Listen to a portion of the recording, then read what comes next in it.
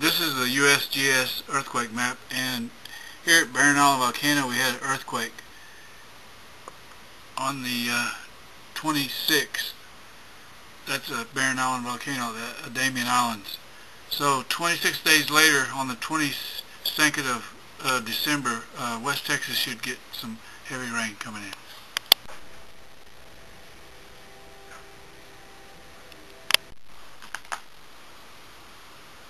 This is explanation of new weather predicting methodology, where our weather comes from, and proposal for naming cold fronts.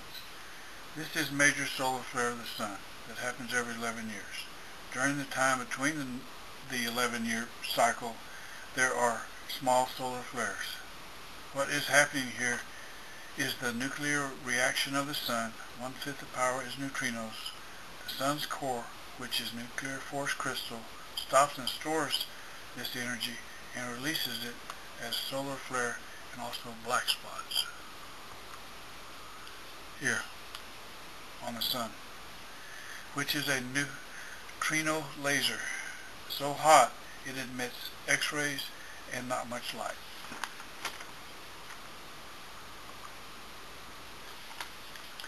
The solar flare and black spot are always in opposite directions, with a small variance due to the magnetic field of the sun, which deflects flare, unless solar flare and black spot are on north and south pole of sun, where flare doesn't cross any magnetic field lines and isn't deflected. Neutrinos come from the sun and can go all the way through the earth, and are stopped in and stored in our Earth's core, which is nuclear force crystal, and energy is mainly released every 100,000 years. During this time between the 100,000 year cycle, like the sun, there are small eruptions. On Earth, the neutrino laser makes a volcano go off, and the flare in opposite direction heats Earth's crust, and if ocean is above crust, makes clouds, and if tropical storm goes over, this heating can turn into a hurricane or typhoon. When a neutrino laser makes a volcano go off, it releases a plume of ash. Looks like an atomic bomb going off. This is El Nino area. This is where Barren Island Volcano is on opposite side of Earth. When Barren Island Volcano erupts, the opposite side of Earth is El Nino area. That gives West Texas rain. El Nino area is at its normal below average ocean temperature due to cold rivers pouring into the El Nino area from high mountains on coast. El Nino is heating of water off the northwest coast of South America.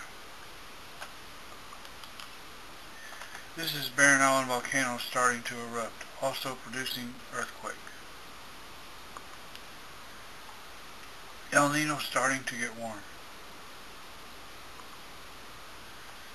Barren Island Volcano getting more active, close to full eruption.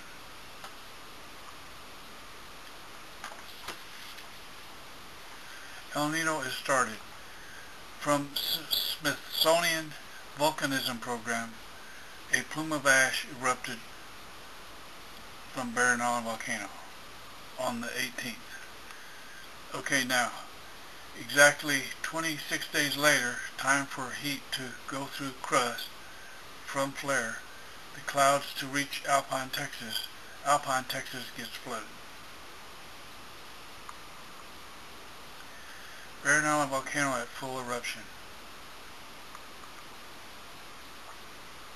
El Nino at height of hot water temperature. Eruption stopped, El Nino cooling.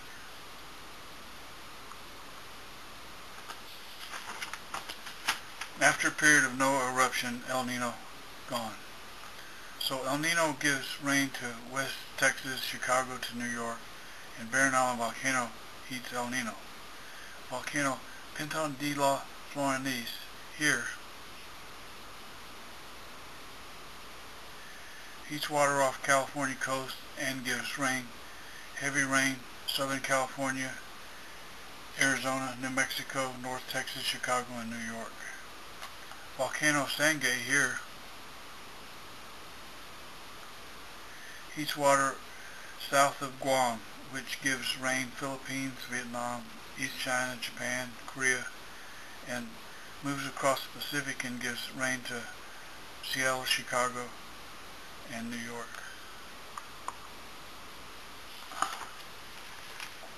This is the effect of Penton de la Florinese heating water off the coast of California. A splash looking of clouds. And clouds going across California, Arizona, New Mexico, North Texas, Chicago to New York. This is clouds coming from Volcano Sangay.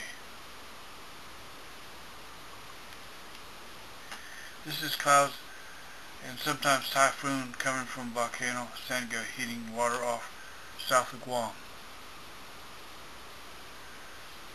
And clouds move across Philippines, Vietnam, East China, Japan, Korea, and moving across the Pacific to Seattle, Chicago, and New York.